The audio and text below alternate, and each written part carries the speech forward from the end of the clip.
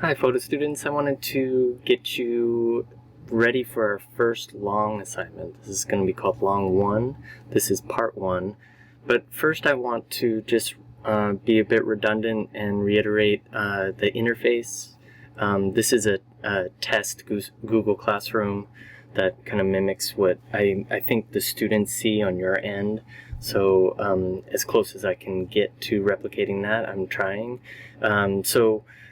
When you land in our classroom, when you get to this dashboard, you have a few things you're looking at. Your view all right here is a really good area to pay attention to. This will give you a sense of what's due, what's coming due, and how you've done, if you turn it in or not, it's missing or not, and if it has a grade. That also will lead you to your grade. So you'll be able to see a percentage of what you're getting in the course. So pay attention to that view all. That's a really good place to just quickly go and find out what's going on. This is our stream, and you've gotten through some of the read first information and gotten acclimated to the course, but here is a announcement of the assignment. Now, another place you can go to this assignment is to go up to classwork, and you'll find it listed under long assignment. You have many more topics here, like our short assignments and WordPress help and so on and so forth, but here you'll be able to also find that assignment. So if you select this, view assignment, it's going to bring you to the instructions for this assignment. These instructions are going to be brief here that will lead you into a Google slide presentation, which will go more in depth, but pay attention to deadlines. This particular assignment is going to be due week 3, day 1, which is a Monday at midnight of our third week.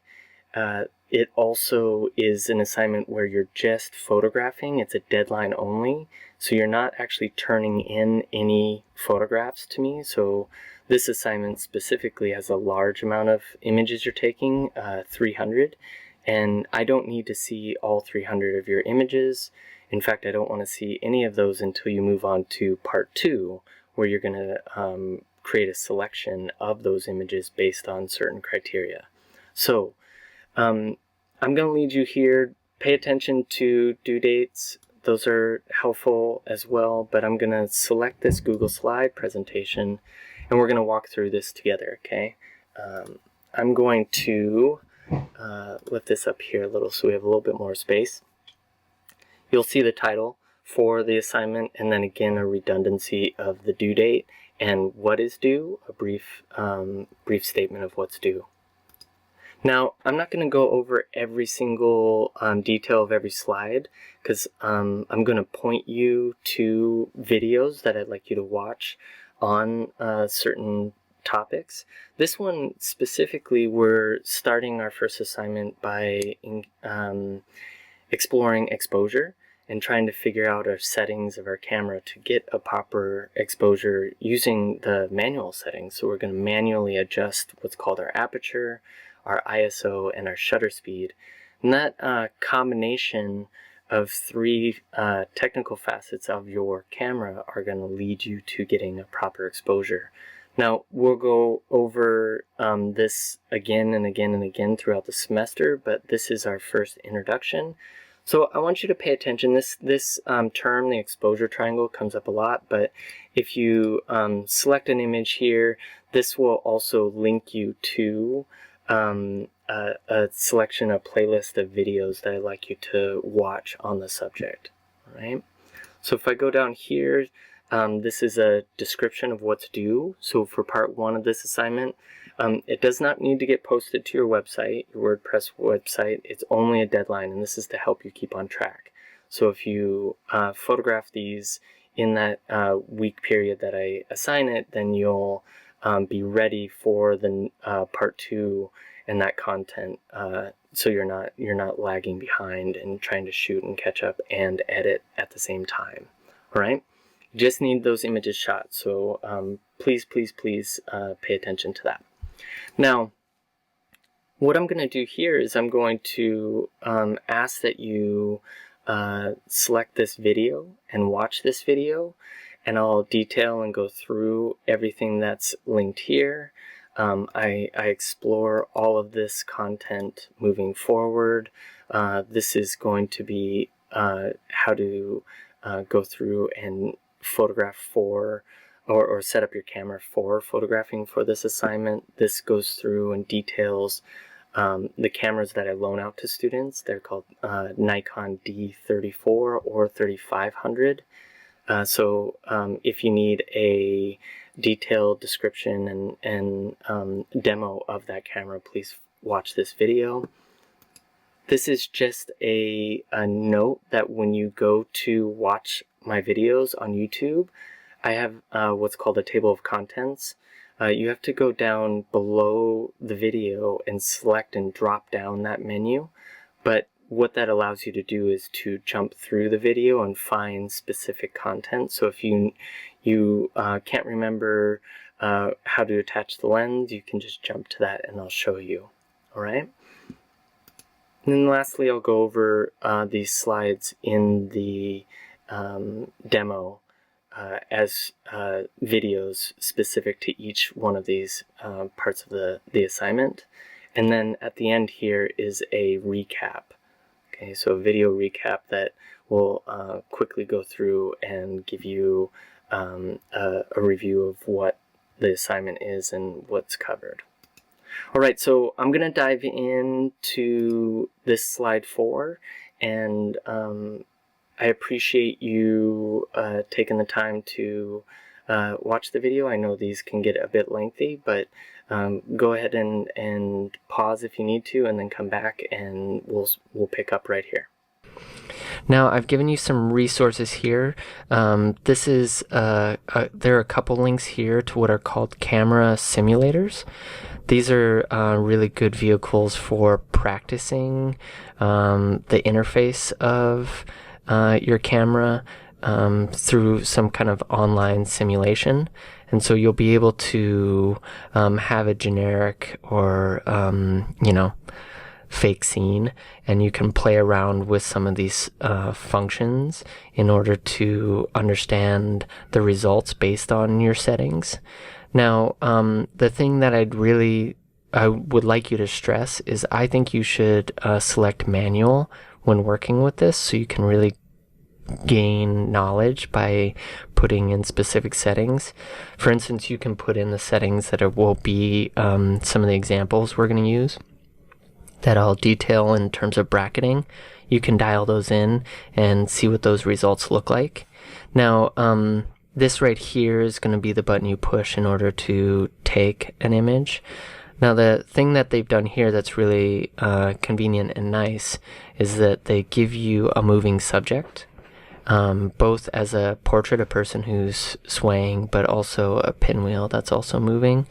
So play around with some of these. You can play around with the lighting of the situation, the distance you're from your subject, the focal length. So this, again, 18 millimeter is a wide angle.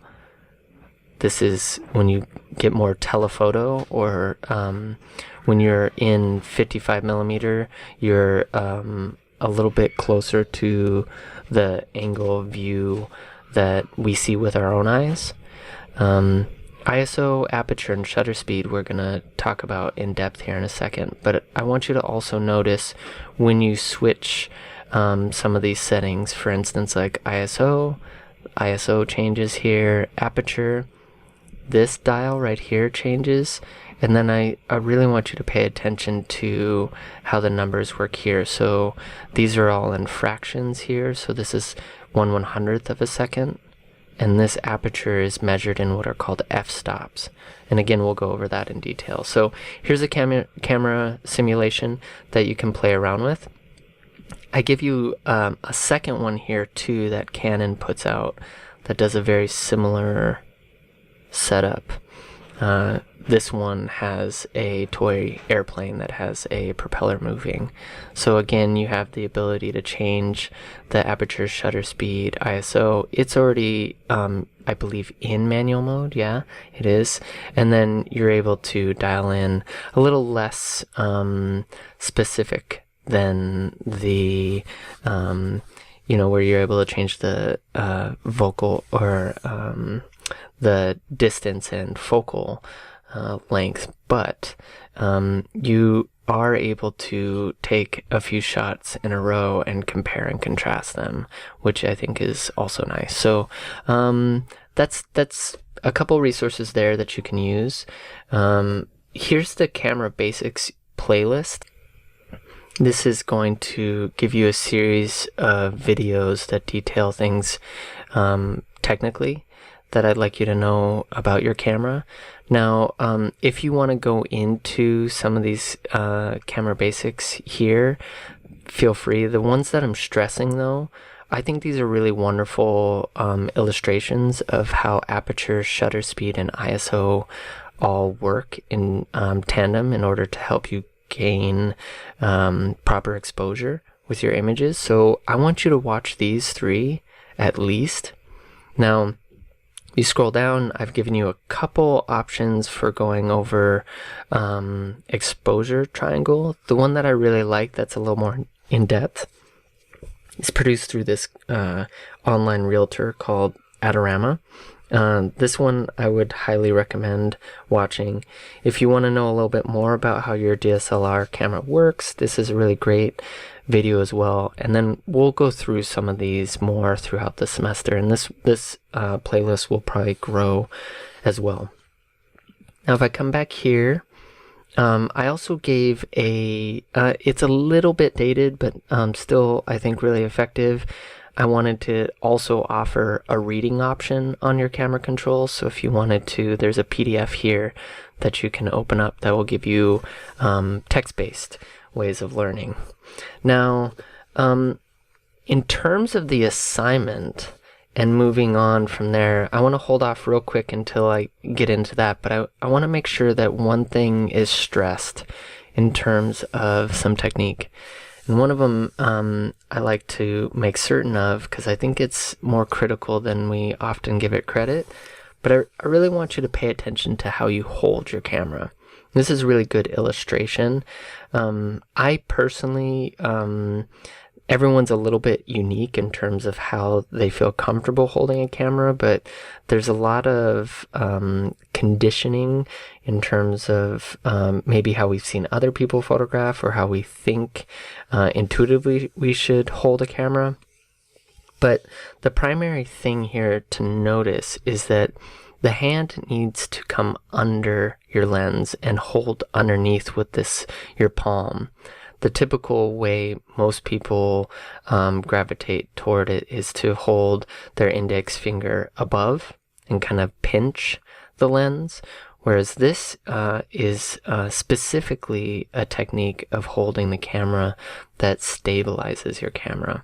Now, the key here is to consider or think of your arm as a tripod, right? As a device that is going to keep your camera as stable as possible. Now, when you're learning about ISO and you're learning about shutter speed, this is pretty critical because holding your camera still as possible is only gonna be to your advantage. Okay, so in terms of more classic or basic photography, this is really fairly key. So if you catch yourself doing it the other way, it's not the end of the world, but I'll guarantee you that you'll have a little bit less stability, which inevitably will lend itself to blurrier images or there being some shake in your images, less sharp. The other thing that can happen and will happen most likely is that when you're pinching it the other way, the tendency is to have your pinky drifting downward, and believe it or not, you're going to, even if you're conscious of it, every once in a while your pinky is going to sneak into the direction or the lens, right? It's going to sneak in front of the lens and become part of your image, and it's undoubtedly going to be the image you want. So just keep that in mind. I wanted to stress this because I think it's one of the more critical things to train yourself to do, because it doesn't feel often as intuitive to hold a camera in this capacity. Now, the only other thing to consider, not to make this too long-winded, but you'll notice that this person is photographing with their right eye, and they're also keeping their other eye closed. This is kind of a generic thing that they're demonstrating here. All of us, if you don't know this already, have a dominant eye, most likely. And I'm not sure I've ever heard of someone who is ambidextrous or is able to have two dominant eyes. But my dominant eye is abnormal, and I don't use my right eye. I use my when I use my viewfinder, I use my left eye, and I also keep my right eye completely open. So there's no steadfast way of doing it. There's no right or wrong necessarily, except for what works for you. So do what's effective. So look through the viewfinder, figure out what feels natural. Don't force anything. The only thing I think you should consider is making certain that you hold your camera underneath with your lens in this direction to mimic a tripod.